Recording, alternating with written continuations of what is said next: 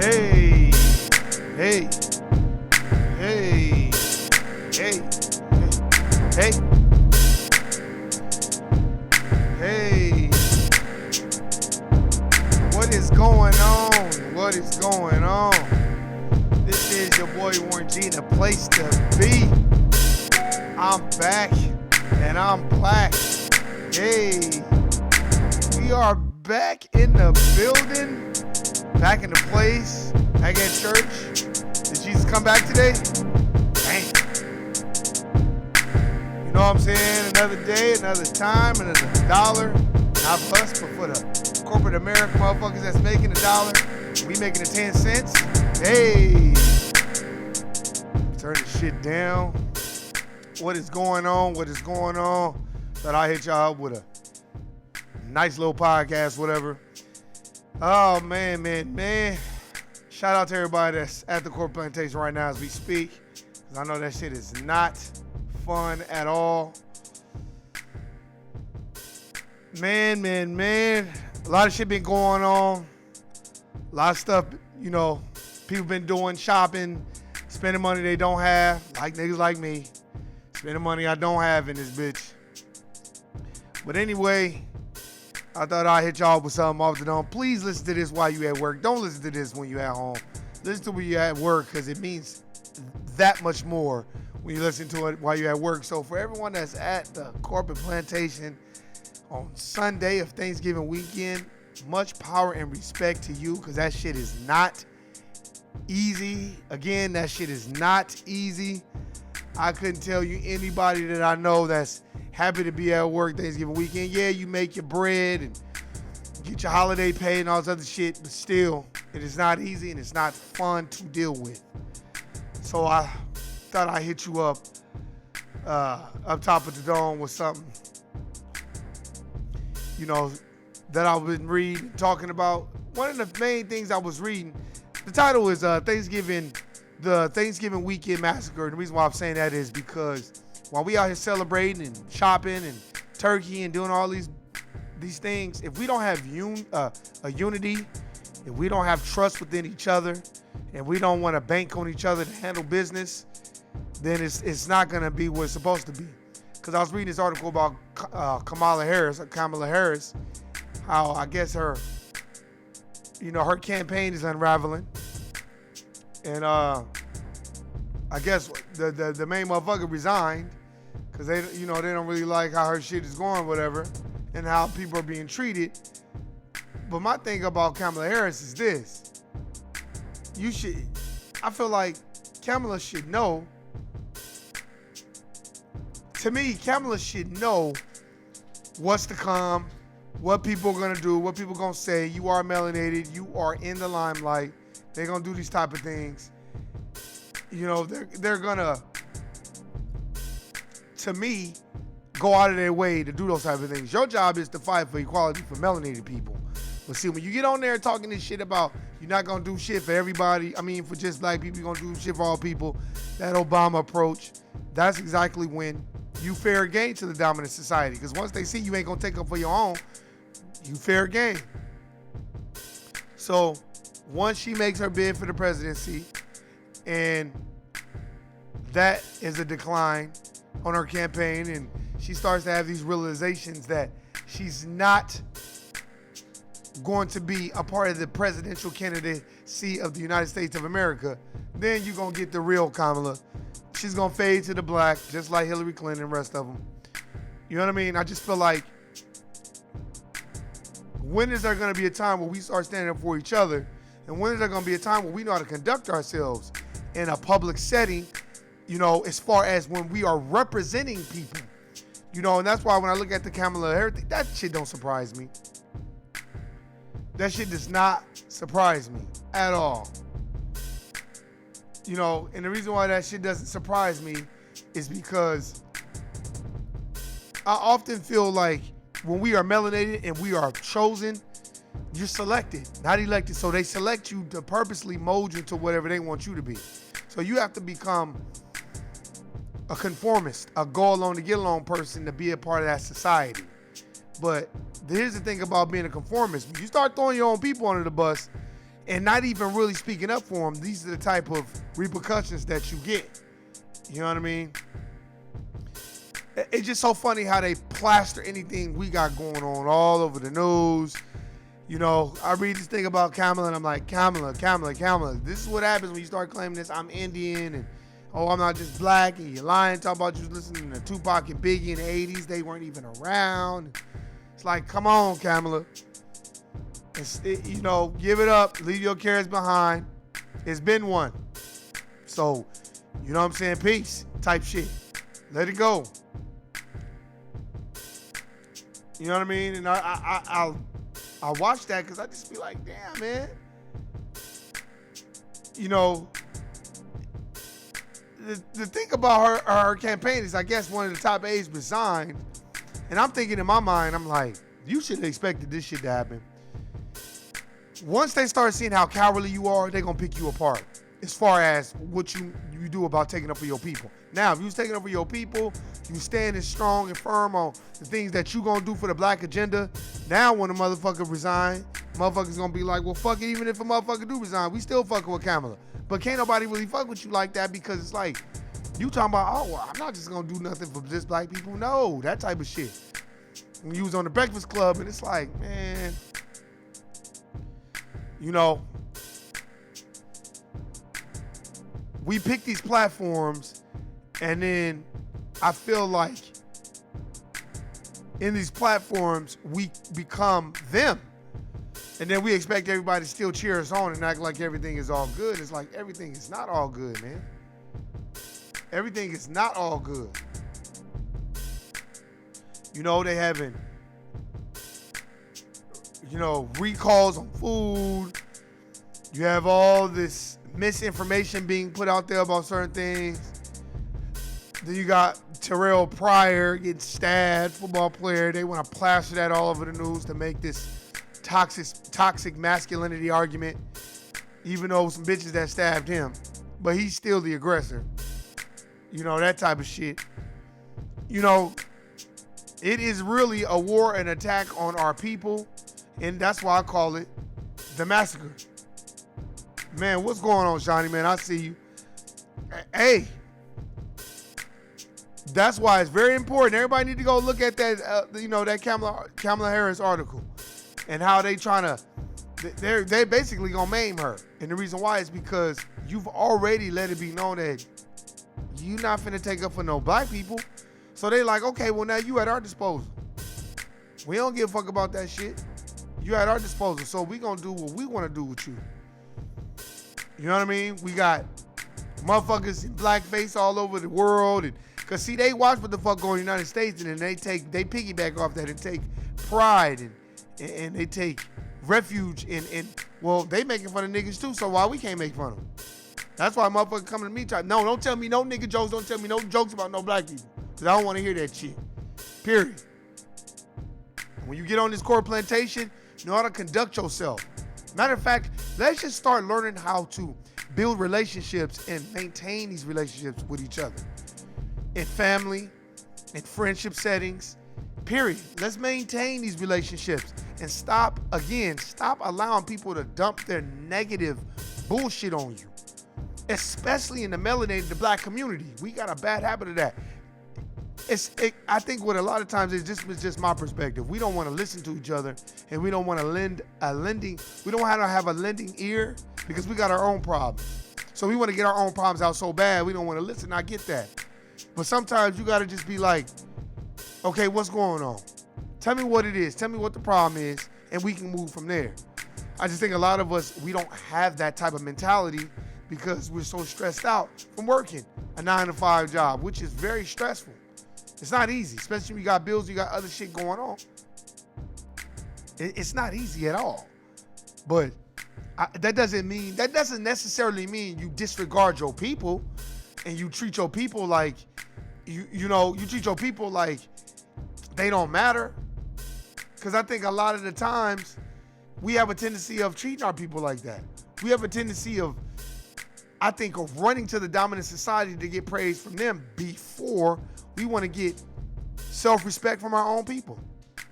I think that a lot of the times that's what we have. Like that's why I always recommend. I have the books up here, but I always recommend the compensatory the compensatory counter-racist code of ethics by Neely Fuller Jr. Everybody should go get that book. Very, very good book. Very, very detailed on how you should conduct yourself. I don't follow every damn rule in that book, but a lot of them I try to practice every day. I try to practice them every day. I'm not under the impression that the dominant society does not dominate 9 areas of activity. I know that they dominate 9 areas of activity. And I'll spout them out. I'll spout them out again. Labor, law, politics, sex, war, counter-war, religion, entertainment, education, religion. I don't know how many that was, but they dominate all of them. So once you start to have that knowledge that you know, okay, these people do dominate 9 areas of activity. So, okay, out of the 9 areas of activity, how does that affect me? Well, that affects you in a big way. The reason why it affects you in a big way is because you participate in all those 9 areas of activity. Education, entertainment, sex, war, economics. All those things affect you. You act like they don't. See, people, I'm just using Kamala as a example because, you know, when she has been asked these questions about the black agenda, it's always this runaround. And that's what I feel like we don't have a code. We need to have a code of conduct in how we conduct ourselves around the dominant society. And we have to understand that within being in this system of racism, white supremacy, you are a victim. You are a victim. So when you know that, you would act like that. Sometimes we tend to get too comfortable. That's what I think. We tend to get too comfortable. You know, you working at the corporate plantation, it's paying you good money, so you comfortable. At any time they can cut that away from you. They can just take that thank you, it's mine, because you're not the narrative, you're not the author of that narrative. That's not your business. You don't own that. You know what I mean? We jump in head first and want to do everything to appease the dominant society, which means going against your own. Now, sometimes your own can act like a goddamn fool at the corporate plantation as well, but that's when you pull them to the side and you. The one thing that I've learned out of many is when you're around your people and they're not conducting themselves in an orderly fashion, you have to take that time to learn from that and analyze why they're not conducting themselves like that. Because a lot of times we have all these personal problems going on and we don't know how to deal with it. And I'm not saying go see somebody, but I'm saying that because if some people want to go see a therapist, go see a therapist. But I'll just tell you this. You can go see a therapist and pay all that money, or you can sit down and talk to someone that's really going to give you fundamentally sound advice on how you should go about making your decisions in life. Because everybody don't know. That's why each one has to teach one. That's why we don't need people. That's why in those other podcasts I was going so hard on Kamala and Cory Hooker and all these other motherfuckers, because y'all niggas is not leading by example. Y'all motherfuckers is getting here and capitulating and conforming to the dominant society under the cloak and the bullshit in the guise of, oh, you gonna fight for black people. No, you're not gonna fight for black people. No, you're not. And now that Kamala Harris's campaign is unraveling and motherfuckers is throwing her under the bus, now what's gonna be, now how do you rebound from that? Now you can't even go to the black people because you done shunned them and treated them like shit. These are the things that I'll be talking about as far as building relationships. Now you wanna build solid ones at that, which means if you're dealing with a negative Nancy every time you come around them, then get the fuck away from them. Because you don't need that type of shit in your life. I know I don't. That's why I keep my circle tight, right? And we always ready to take flight. And if it rhyme, it rhyme, because you don't want to have a whole bunch of people that are unwilling to better themselves. Fuck bettering you. Better yourself. Have a better way of thinking. Think of things differently.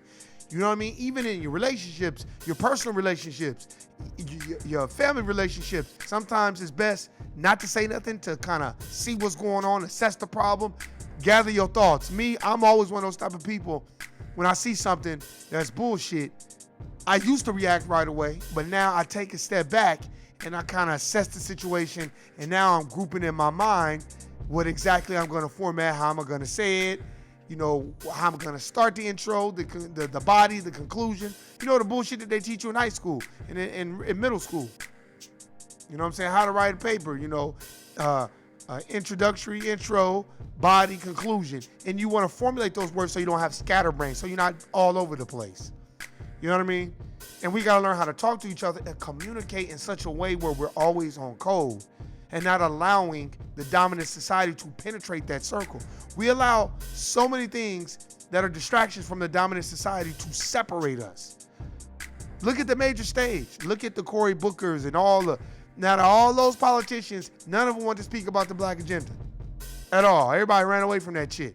And then what they'll do is they try to make melanated people feel like, black people feel like we wrong for asking for a black agenda. That's why I kept saying, look, Bernie, we know you love Killer Mike. I got love for Killer Mike. Killer Mike is one of the dopest MCs ever. He's dope.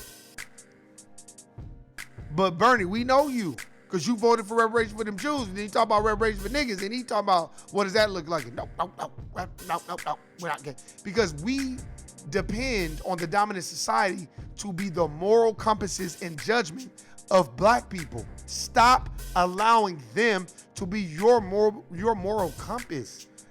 No. While y'all thinking that they the moral compass, they cheating.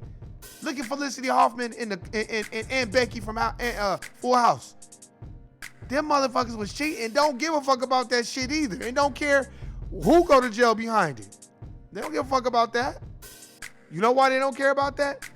Let me tell you why they don't care about that. Because they are part of the dominant societies and those rules are skewed towards them.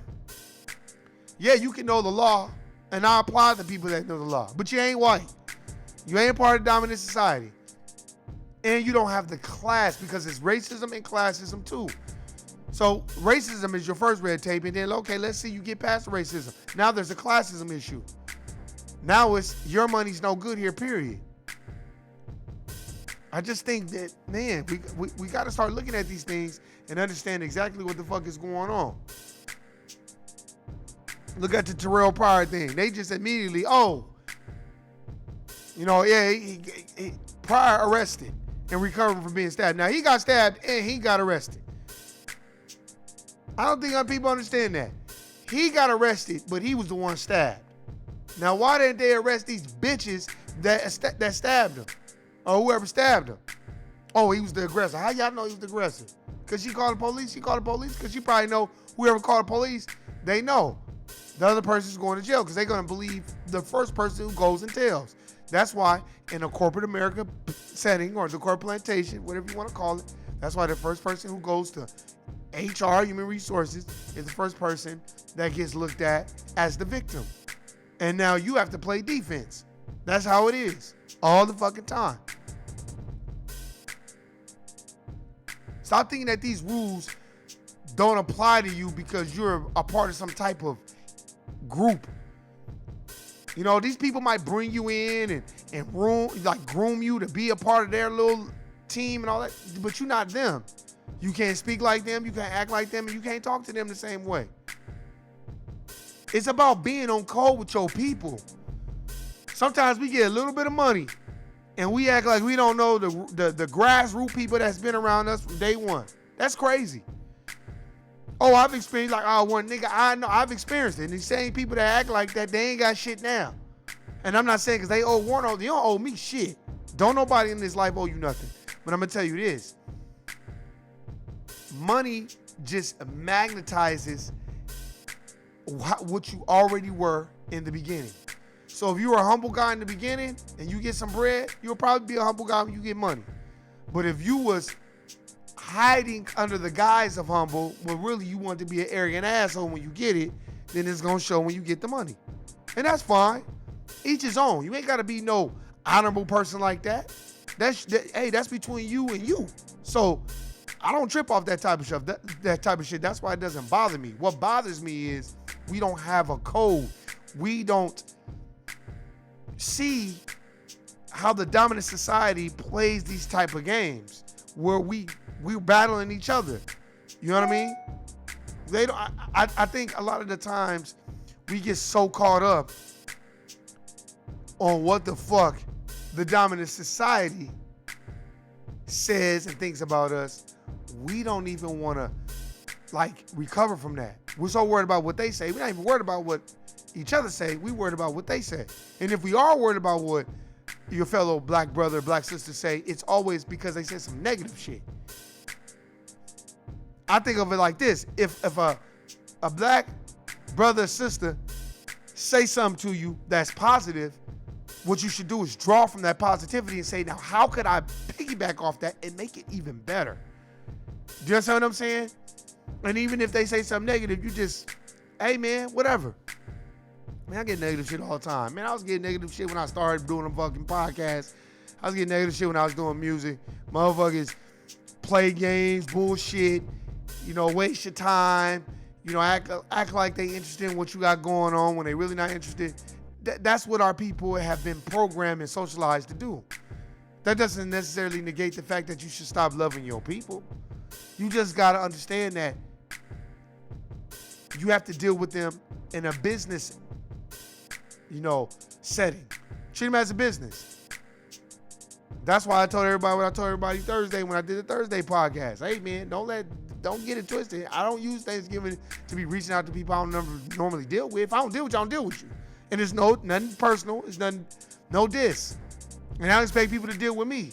But sometimes when you don't, look, I'll say it again. Two roads diverge in the yellow woods. I chose the one less traveled. I took the one less traveled. So when you on your journey, you got your own little purpose and you trying to do your own thing, it's not like, oh, I'm on a spiritual path and, namaste. And nah, I'm not saying that. Sometimes you just want to walk and do your own thing and you don't want to be distracted by nobody's negative energy. And some people don't even know they're negative. Some people, look, let me tell you what negative is. When you come around somebody else that got their own path, their own thing, and you don't ask them nothing about what they got going on, but you unload all your dirty laundry on them, that's negative. You're a negative Nancy. Because a person that is very cognizant of what's going on,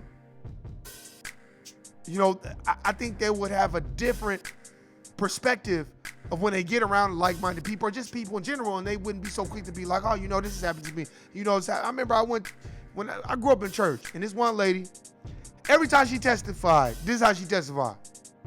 Oh, thank God for being here.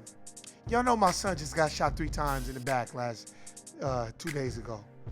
Everybody, Lord Jesus. And my eldest daughter just had 3 seizures, and now she can't move her neck. And my granddaughter, their eyes is crossed and they can't uncross them. And then my grandson, he threatened to jump off a building. Now, I would call her mother tragedy because all she would do is talk about all the bad things all day, every day. And some people get high off that shit. And churches, to me, sometimes should shut that shit down and be like, hey, all right, we're gonna interrupt that.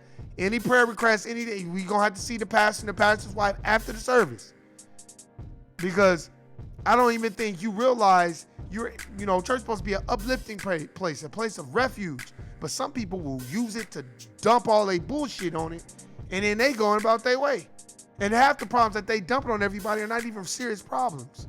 They just pretend that they're serious because they just feel some type of way, because a lot of people are weak-minded as far as having the tact, the couth of having a voice of reason in their head to say, well, maybe I shouldn't dump all my problems on someone. It's a code, but we got to start listening to each other as well.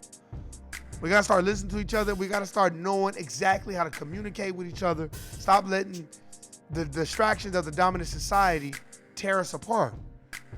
Money, clothes, shoes, cars, liquor, drugs, everything. We let all these distractions that have been put here by the dominant society distract and tear us apart. You know what I mean? You gotta use that for the good.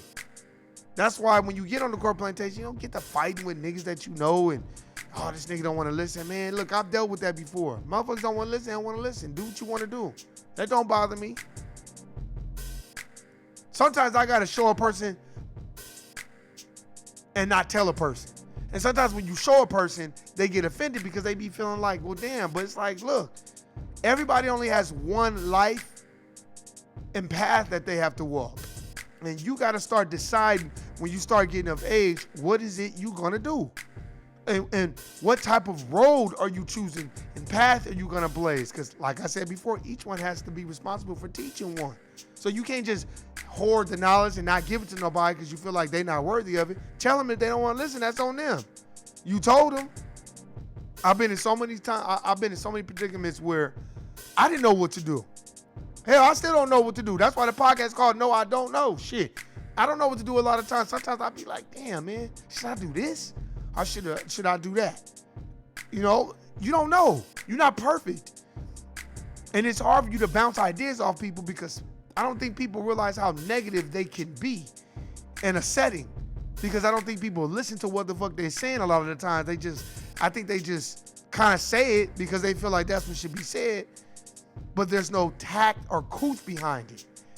You know what I mean? And what I mean by that means like, you got to structure your thoughts in such a way and make sure that it's kind of like coming off so abrasive and combative where it make you seem like you want to argue. Some motherfuckers just want to argue. Look, I used to be that way.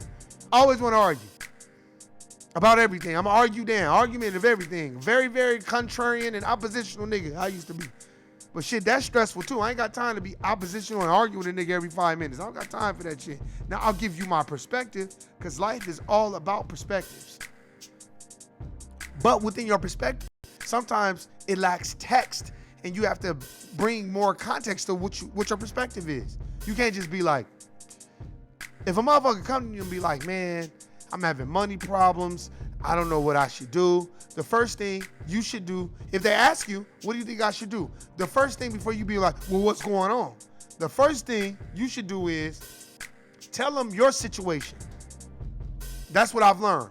That's the type of teachings that I got from elders, from people that were in financial situations. They would always teach me what they went through. They would always be like, all right, Warren G, man, this is what I went through. This is what helped me at the time. I was going through this, and this is how I felt at the time. You know what I mean? And I'm like, oh, for real? He's like, yeah, man. This is how I felt. This is what I went through. I lost this. I lost that. And I remember it's about how you recover. And when you get that type of information, it fucks with you because you be thinking the whole time like, damn, I thought I was the only one that was stressed out.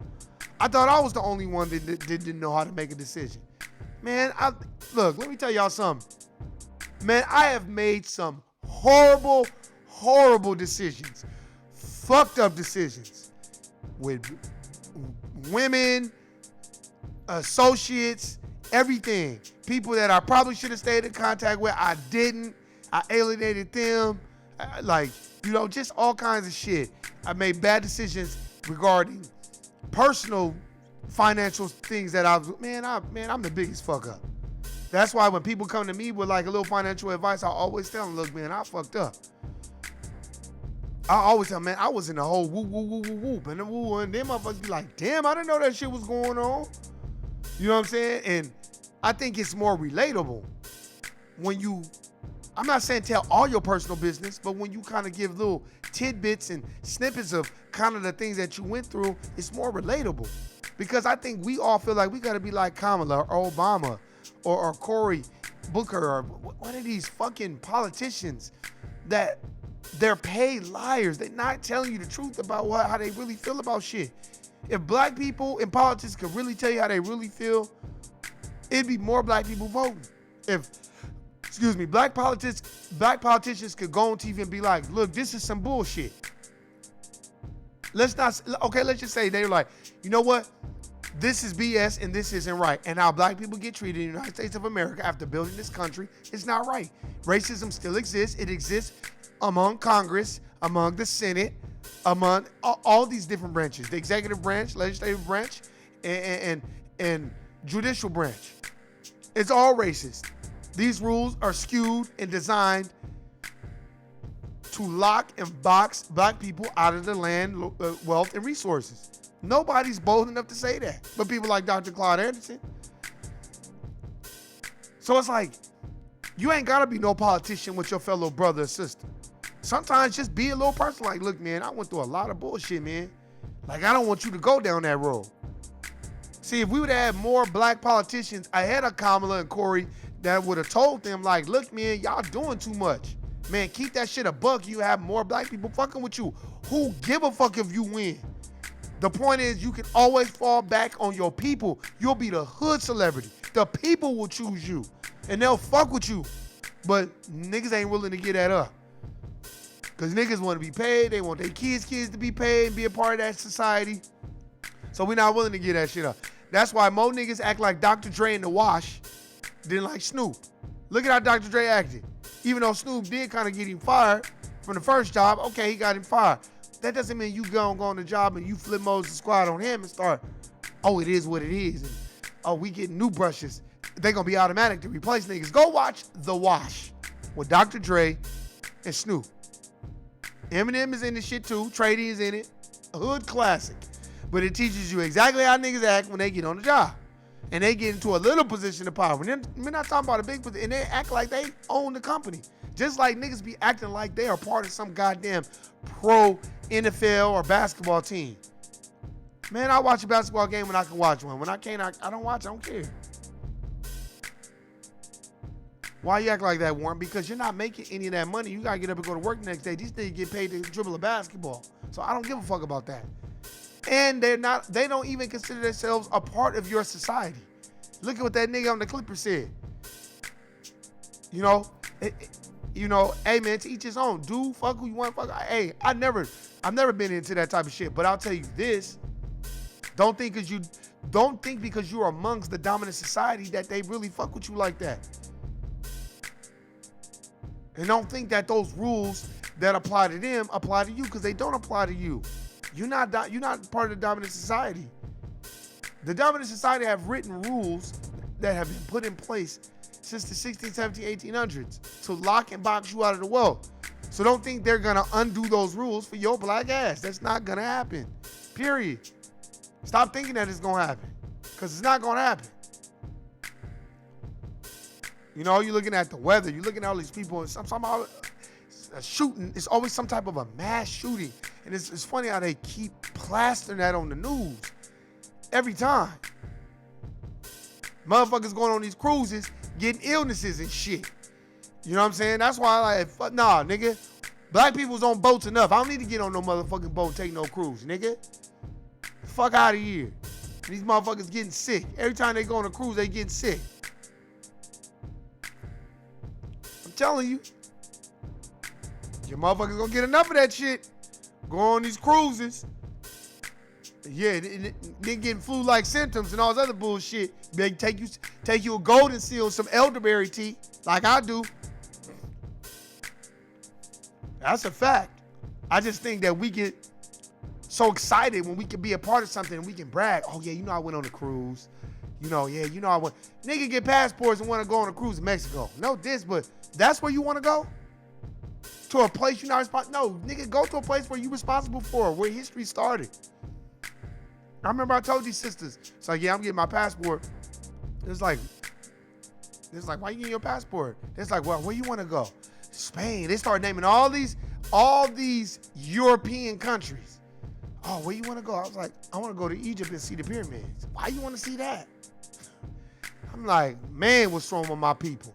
Why wouldn't I not want to see that shit, motherfucker? This is something that we're responsible for building. Why would I not want to see it? Whether they say the Anunnaki came down, whatever, okay, fine. But we responsible for building that shit.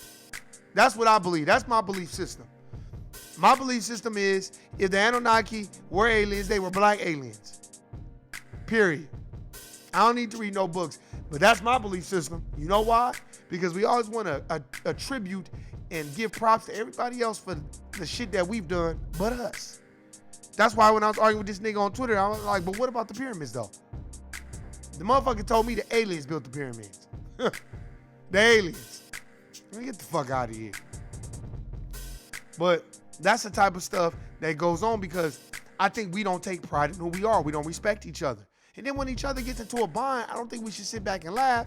We should take mental note and come up with a plan to move forward on how you gonna figure it out. Like I said before, man, there have been, look, I'm the biggest fuck up. That's a fact. I done met people that could have put me in positions where I wouldn't even have to be working on no goddamn corporate plantation. That's a fact. I'll keep it a buck. I don't give a fuck. I don't give a fuck with no, look, this is facts. Like I said, I talked about meeting Raphael Sadiq. That's a fact. But no confidence and just bullshitting and figuring like that shit was gonna happen again. As E40 said, history repeats itself, but opportunities don't. So you can't just assume that you'll have it again. But the mind is a terrible thing to waste. And if you magnetize it and you see it, you keep seeing it, eventually it'll happen. But it'll just be harder. You have to magnetize, use your brain power more. But it's just, we gotta stop taking this time that we share with people that are in your life for granted. Don't take it for granted. You know what I mean? And that's why I always tell people, stop pretending like you for your people, and then you get around a dominant society and you flip mode as the squad on everybody and start making nigga jokes with them. Like, I ain't with all that shit. That's why a motherfucker know, man, don't come up to me with the bullshit. I don't do the nigga jokes. I don't do none of that shit. Nah. Because they damn for sure Jews ain't gonna let you come around them doing Jews jokes. They're not gonna let you do that. And that's what I respect about the Jewish community. They are a tight-knit group and they will never let you penetrate them and divide and conquer. No. That's why people like Leora Cohen was able to do the things that he did. You know, and I'm pretty sure he wasn't that all of a bad guy, but he wasn't a good guy either. That's a fact. That's why he had all that negative bullshit to say about Professor Griff, talking about when he was talking about, you know, the Jews and, oh, I took them to a Holocaust museum. And if I was Professor Griff or Chuck D, I'd have been like, okay, thank you for taking me there. Now I'm gonna take you to a slave plantation. That's what I'm gonna take you to, all of them. Matter of fact, I'm gonna give you all these books on how your people had their hand in treating us. Secret relationship between Jews and blacks. Read this. That's why they banned that shit on Amazon. But see, people don't understand. People think the Nation of Islam skewed those numbers and shit. The Nation of Islam has every cited book where they got the knowledge from. And it's by white Jewish scholars. Where they got the cited books from. But we don't know that. Because we want to talk shit about the Nation of Islam. And we want to shit on them. Because we think they preach hate. No, they preach self-love. They preach knowledge of self. But we don't want to do that. You know what we want to do? We want fuckery. We want to dance. We want to Dougie. We want to do all this bullshit. And we don't want to hold each other accountable, but in the right way. You know what I mean? And when I mean hold each other accountable, I mean in the right way. Not in a way of, oh man, that was bullshit. No. Hey man, I feel like that was bullshit because this is how this is affecting all of us. You understand what I'm saying? Nobody does that anymore. Everybody just kind of like turns a blind eye and it's like, oh, well, nah, man. We got to work together, man. That's my main thing. Working together and doing what it is that needs to be done. Oh, what's up, Tommy? The 49ers suck. Oh, man. You was working HR block? I already know what's going on. They the biggest thieves too. They charge you a fee on basically showing you how to get fucked over by the government. Cause them niggas don't never want to find no loopholes for you when it comes to them taxes. They act like ain't no loopholes. Them niggas don't never tell you about no IRAs, none of that shit. We gotta go find that shit out cause that's esoteric knowledge. We don't know about that shit and we don't want to learn about it. You know what we want to do? We want to bank on tax returns from claiming kids or maybe claiming your home and all. Yeah, that's okay. But it ain't all that. Not compared to what the fuck these dominant society motherfuckers is doing. But man, I digress, man. I'm just saying, like, it's about working together. When we gonna have that type of pride in who we are and working together? That's why, you know, no diss, but that's why I felt in my heart Corey, Booker, all them, it wasn't organic. I felt like it wasn't organic. And now look, now you got Kamala Harris's aide coming out basically saying, I've never seen an organization who treats its staff so poorly. See? I'm not saying that Caucasians don't treat their staff fucked up. No, what Caucasians do is they fuck their staff. That's what I want to do. I want to work in the car. Yeah, let me work in a dominant society. Oh, bitch. Oh, okay. Okay, cool. You trying to give up some pussy? Cool. I'm going to fuck my way all the way up into making sure black people getting reparations, black people getting free education. You notice I said reparations and free education. Black people are getting laws overturned, which means those laws don't apply to them. See, I'll fuck my way all the way to making sure. If that's what I got to do, I got to use this dick to make sure laws get changed for my people. And goddamn it, that's what I'll do. If you're going to be a hoe for your people. Don't be a hoe for them. See, this is what happens when you be a hoe for them. They will, as I say, flip mode is the squad on you. And then once they flip mode is the squad on you, now you mad. I'm telling you. Now I'm interested to see what Kamala Harris is going to say. Here, let me read a little something. A top aide to Kamala Harris gave a damning assessment of the California senator's struggling campaign in her resignation letter, declaring that she has never seen an organization treat its staff so poorly and accused the campaign of encouraging people to move across states only to lay them off without notice. This is my third presidential campaign. I have never seen an organization treat its staff so poorly.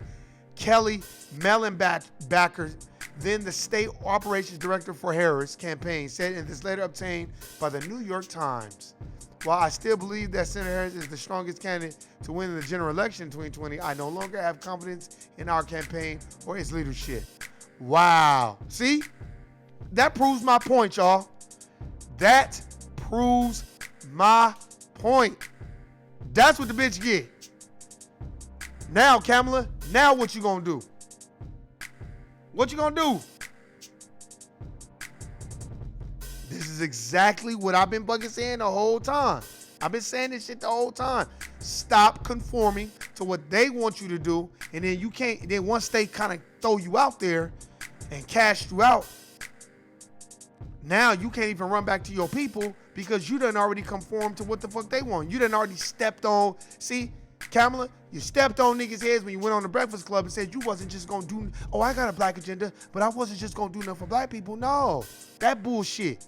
Go watch the Breakfast Club interview. Go watch the shit. This is not some shit I made up. Go seek the shit for yourself. Bitch ain't say shit about black people. Now look, now the motherfucking dominant society like, yeah, bitch, your shit is poorly ran. You treat people fucked up. Oh, I got confidence in you. No, I got confidence that you're the best candidate for the Democratic side. Ooh, but I no longer have confidence in your campaign. Ooh, I'm out. Chuck the deuces. Peace. That's what you get. This is how the game is ran. That's why you don't throw your people out there like that. Because then once you start throwing them out there like that and treating them like, oh, well, I can get them back. No, you can't. Bill Cosby, too. Bill Cosby was another motherfucker talking about support black businesses and shit on Thanksgiving. Man, nigga, get the fuck out of here. You made a pound cake speech talking shit to niggas to appease these Caucasians. And then they told you several times, you're not buying NBC. You're not putting that image on TV of black people. We're going to control the imagery of what we think black people should see. And they told him, killed his son. He still didn't want to let up. Okay, bring in the charge. Bring in the white bitches. Matter of fact, bring in all the bitches. Did Bill Cosby fuck you? No, he didn't fuck me, but I was at the party. Okay, good. Don't worry about it. Just get on the stand and lie. Fuck this nigga. He's guilty. Guilty, nigga. Going to jail. Now you 80 years old, and now you talking about everybody need to support black business. Nigga, you should have been saying that before you gave everybody a pound cake speech about how we need to conduct ourselves. And if you're going to do that, you do that in a format where it's not so appeasing to the dominant society. When I say we need to be on code, we need to be on code with disciplining each other and having disagreements in private and in public standing together. That's why you don't never let anybody that's close and near and dear to your heart make a fool out of themselves. You always pull them to the side. You know, even if they're doing it in that moment, you wait, you take inventory of it, and then when you get them alone, you say, you know you didn't do what the fuck you're supposed to be doing, right? And then if they don't listen, that's entirely up to them. But you do it in private. You don't do it in public. See, often you go to, often you go and you get around people that don't necessarily look like you, and you just think because they laughing and joking with you that they on code with you. No, they're in code with people that look like them. And I don't get mad at that type of shit. That doesn't bother me. They're supposed to be on code with their own people. That's why it doesn't bother me. You know what I mean? But it bothers me when we not on code with each other. It bothers me when we'll cast each other out, throw each other under the bus in front of the dominant society and think that shit is funny. It casts me when we get a little bit of attention and we start attacking other people. I don't like that shit at all.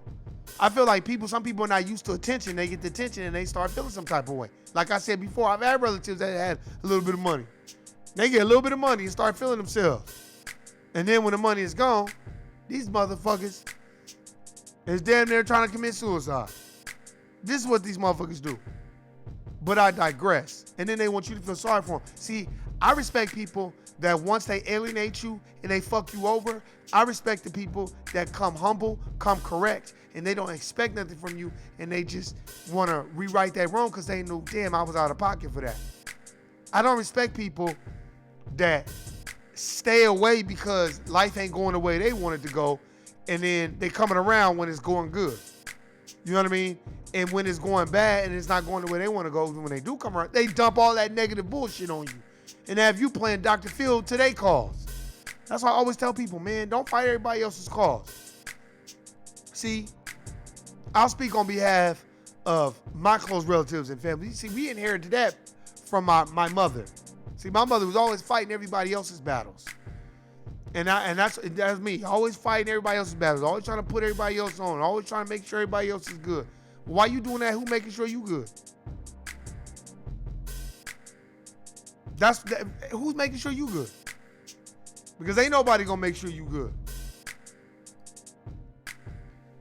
I just want everybody to understand, teamwork makes the dream work. Staying on code is the only code you need to know.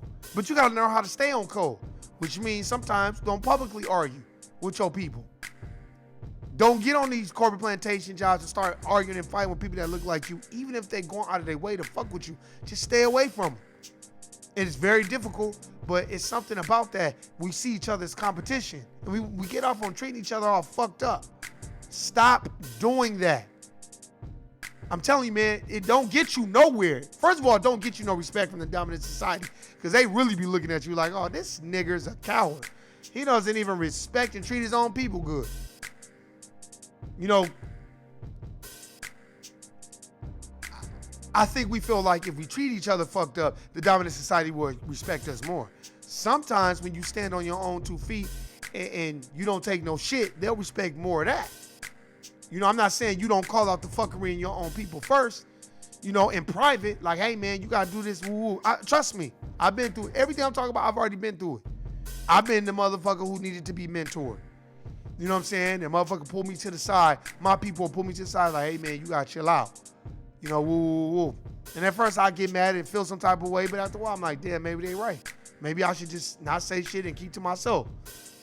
And that's probably what has made me maintain my situation, because a lot of the times, even with friends or close relatives, sometimes you just take inventory of what's going on. And when you give your assessment, start off with the problems that you're going through personal. That's the only way it's relatable. Don't start off with, well, you need to be doing this, this, this, and this. No. Always start off with,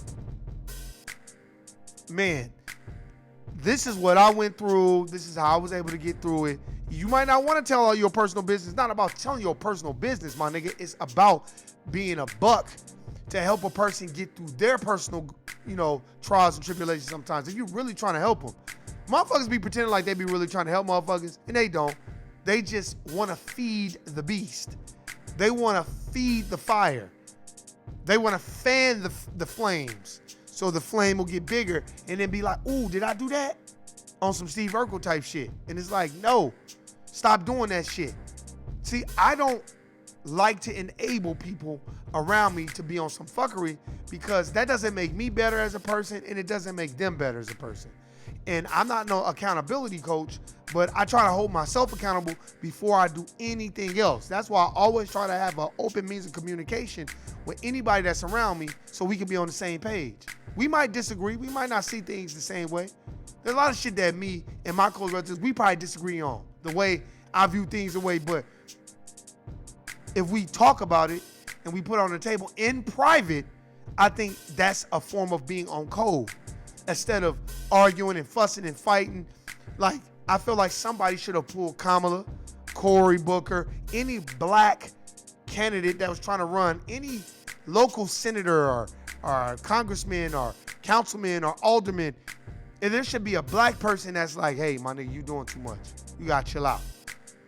We don't do that enough. I feel like we just kind of let a motherfucker go so we can kind of talk shit about him. Do you understand what I'm saying? And we can't do that. We all we got. And not just that we all we got. Nobody's coming to save us. Nobody's going to carry your water and your groceries for you. You got to carry the water and groceries. Matter of fact, nobody's going to pick your groceries. Nobody's going to grow your fucking food for you. No, nobody gives a fuck about that. Nobody cares if your family is eating or if they're not eating. That ain't their problem. You better look at people's bottom line. Always ask people, well, what's the bottom line? Ask them that. What's the bottom line, and what is it you hope to get out of this situation? What you trying to do? I always ask people that. So moving forward, what's the plan? What you trying to do?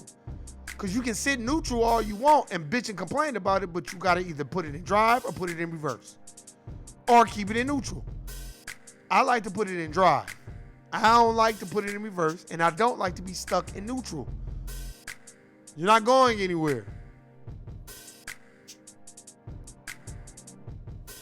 You know, I look at motherfuckers like Terrell Pryor and how they just, you know, this weekend just constantly putting them in the fucking, just constantly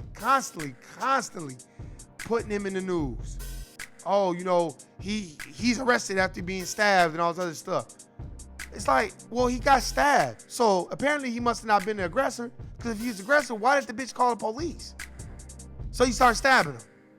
See, we probably don't even know the whole story, because when it comes to a melanated person, that toxic masculinity bullshit that they trying to stir up. Man, I'm telling you, we take on so many of the bogus characteristics of the oppressor. It's like, oh my God, man, what's wrong with you?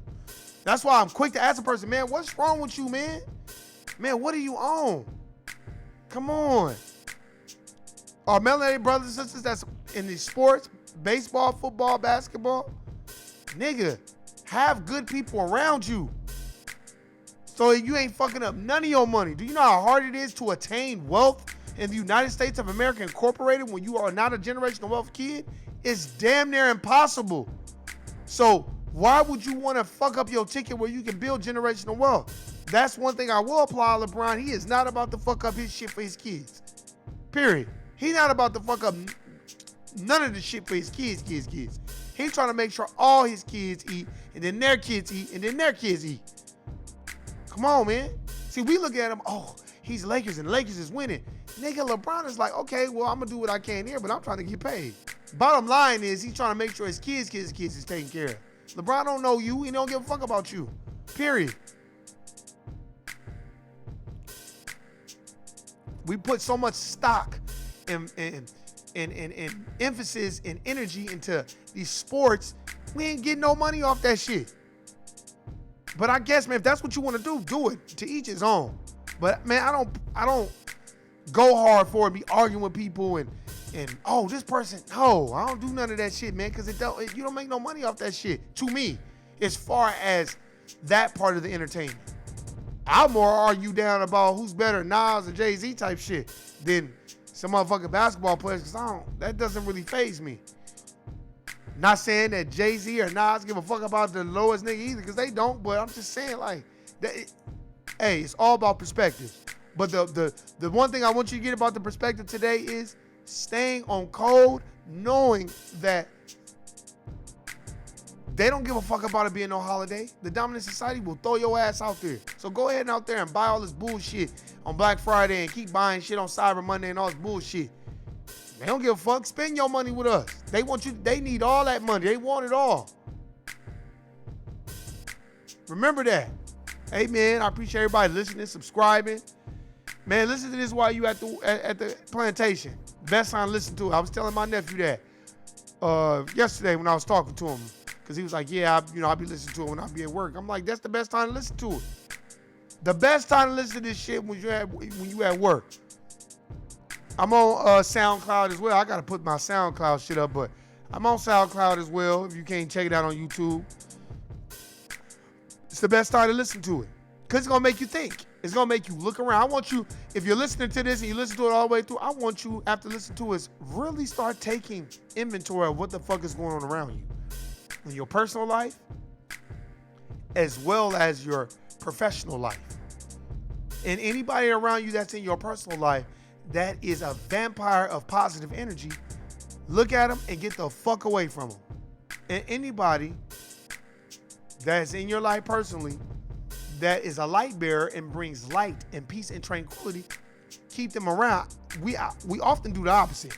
We get rid of the motherfucker that bring the peace and tranquility. That's because for some sort of reason, I feel like black people, we long and yearn for drama and bullshit, and we feed off that shit, and we love it. Me too. Sometimes I'll be on YouTube and I'll go look at some beef shit before I go watch Blue Pill, Red Pill, or some real educational shit. And then I have to catch myself and be like, man, what the fuck am I doing? And then I get off that shit and I go to Blue Pill, Red Pill, or Professor Griffin, Billy Carson, some shit where it's educational. You know what I'm saying? And it's like, God damn. Hey, I'm not perfect. I never said I was. I fuck up. I got more flaws than a motherfucker. Matter of fact, I've made more bad decisions than a blind stockbroker at the goddamn stock market after 9/11. That's a fact. I made more mistakes than anybody, especially financially wise. I made so many bogus mistakes. Mistakes you wouldn't even believe. Some of them that I tell my relatives, they still be like, damn, you did that? Man, I was doing some bogus bullshit. Not listening, not taking stock and inventory of what I need to do to get better. Drowning myself in alcohol and just not giving a fuck and woe is me and feeling sorry for myself. Niggas don't want to hear that shit. Are you gonna feel sorry for yourself? Are you a competitor? Are you a sulker? Are you soaking? Are you on the sidelines just fucking watching, bumping your gums and talking to the fat man in the concession stand? Or are you trying to do something with yourself? Because let me tell you right now, nobody's gonna give a fuck about your sad story. Nobody. If you are melanated in you a black nigga in America, nobody gives a fuck about your sad story. Nobody. So you can talk about how broke you are and all that. Nobody cares about that, especially dominant society. But it's our job to start caring. Because if we don't care about each other, nobody else is gonna care about us. So we gotta start listening. If you got relatives that you know are really trying to make a change in their life, then you go there, it's your duty to be like, look, man, now I done told you, now each his own. You do what you want to do, but you can't never say I didn't tell you. See, that's one thing my relatives, they know about me. Now I'm gonna tell you. Can't say I didn't tell you. I'm not saying you're supposed to listen to everything I say, but you can't say I didn't tell you. Because I feel like we don't want to listen to each other because we don't value each other. And I feel like we don't value each other because I feel like, I'm trying not to laugh, but I feel like we don't value each other because we feel like the dominant society has no value in us. So that's why we don't value each other. No intrinsic value. We don't care. We don't want to value the next motherfucker. We don't even want to look at the next nigga and speak and say, what's up, man? We don't even want to do none of that shit. You know what we want to do? We want to fuck each other's hoes and stun on each other and all this other shit. Let me tell you something. When I see a nigga trying to, I be laughing at a nigga trying to stun on me and show me his nice car. Why don't you go do that in the white neighborhoods? Oh, that's because the white neighborhoods, their great-great-grandfather is the maker of that car you're driving. Or their great-grandfather was the CEO of that company of that house you live in. Oh, that watch? Oh, or his distant cousin is a jeweler who knows a person who owns that business. That's why you can't stunt on white people. But you love to stunt on each other. It's their money, so that's why it's their system. When we come out the matrix and be on code and learn how to stick up for each other, that's why I was always on Kamala Harris, because I always felt like this bitch is pandering to black people, but she don't give a fuck about what's going on. I don't give a fuck about who she dating, all that. What's going on? What you trying to do? How are you trying to broaden our choices and what we could do in life? How you trying to fix these laws to where it's not fucking with us the whole time? How you trying to open the land and resources to melanated people so we can get some land and some of these resources that everybody else getting? No, you ain't trying to do that. You just trying to sit and be the president, make sure your family, your kids, and the people around you are good. That bitch ain't gonna win shit, period. And I wouldn't vote for that bitch if it was between her and Hillary. I wouldn't vote for either one of them. They shiesty motherfuckers. You can look at a person like Kamala Harris and tell you shiesty. Because when you get on a public platform and every time we talk about a black agenda, you start talking about, oh, my father's Jamaican, all that. Man, we didn't ask you that. Then you're lying about who you was listening to when you was in college. It's like, oh, so you just trying to get credibility. That shows you how much she respects black culture. Let me just pick out Biggie and Pac when that was the wrong era, because they came out in the 90s, not in the 80s. And let me lie and let me try to ice, bounce, rock, and roller skate my way through this shit with black people and kind of pander to them. You know what I'm saying? And then bring up Martin Luther King, all this other shit. And, oh, I took on the big banks. Bitch, yeah, right. You took on the big banks. My ass. Nobody took on the big banks.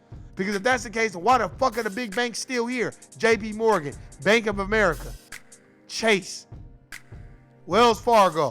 Why are these banks still here? If you took on the big banks, Bank of America should have folded and crumbled and been like, well, we out of business now. Yup, they caught us. We're out of business. But no, we don't do that. You know what we do? We are under this illusion that any black person they pick is going to automatically be for us. That's not true. Most black people don't know how to stay on code. Most black people are Hayward Shepherds. Tell them about Gunline Boss. Coon, Sambo, Negro peeing ass niggas. That's what they are. And they can't wait to tell on another nigga because they think they going to get some type of a meritorious manumission. Go read Black Labor, White Wealth. Go read Powernomics. Meritorious manumission. That's what niggas was getting when they was telling on niggas. You know what? They reading over there, massa. They's reading. What'd you say, nigger? They're reading, massa. Those other niggas are reading? All right, you can sleep in the house tonight. I'm gonna have you sleep next to the dog, okay, nigger? Thanks, massa. Remind me in the morning to get those other niggas and hang them by the tree and beat their asses. Those niggas shouldn't be reading. Only reading they should be learning how to do is read that cotton that they're supposed to be picking up. They're niggers. That's basically what they want. Tell them about the Gunline Boss from life. A Hayward Shepherd ass motherfucker. A Sambo, Uncle Tom, just coon ass nigga. That's what they want. Period. So when you watch these people run for office and all that, don't just assume that they for you, because Obama wasn't for you. More niggas died when Obama was in office than anybody else. Publicly, I'm talking about. On a major platform. Facebook Live, Philando Castile, Oscar Grant, Trayvon Martin, Mike Brown. Come on, Sandra Bland too, if I'm not mistaken, Freddie Gray, Eric Gardner. Come on, look at all these people that died.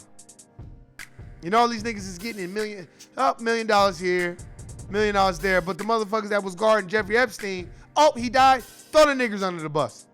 And threw them under the bus. But you know what? We can't see that because we don't even know what a code is. Practice the code with your relatives first. That's why I say it starts at home with the fan band. You gotta, relatives first. So you gotta have a code of conduct. And you gotta know how you need to act and conduct yourself in a public setting so people don't see the fuckery that you might have going on behind closed doors. That's why you keep it behind closed doors. It's not good to air out all your dirty laundry with people you don't know. Then the respect level falls. It becomes decadent. And then people look at you like a joke. But remember, the code is what works. I appreciate everybody listening, subscribing. Amen. Happy Thanksgiving to everybody that was out there on some suck-ass shit. You know, we had a nice little get-together at the crib, but we did our own type of fucking rendition of Thanksgiving. My sisters and them know they had a good time. But anyway, I appreciate everybody listening, subscribing. Hey, man, send this to anybody that's on the same level. If they not, don't send that shit to them because they ain't going to listen anyway. All they going to do is talk shit. Oh, he cuts too much. Oh, he say this. Oh, he don't know what he's talking about. Oh, this, and that. Fuck all that. And if anybody said it to you, say, well, why don't you go read the books that he's talking about and find in the book where he's misquoted it and bring it to his attention. Then I'll feel good about myself because then I've gotten a person to actually read a book. But anyway, hey, man, love, live life. Keep these negative Nancy's away from you. Move aside to move ahead and get the fuck away from niggas that ain't on the same page as you. Magnetize the type of success you want in your life and get the fuckery away from you. I'm out. Peace.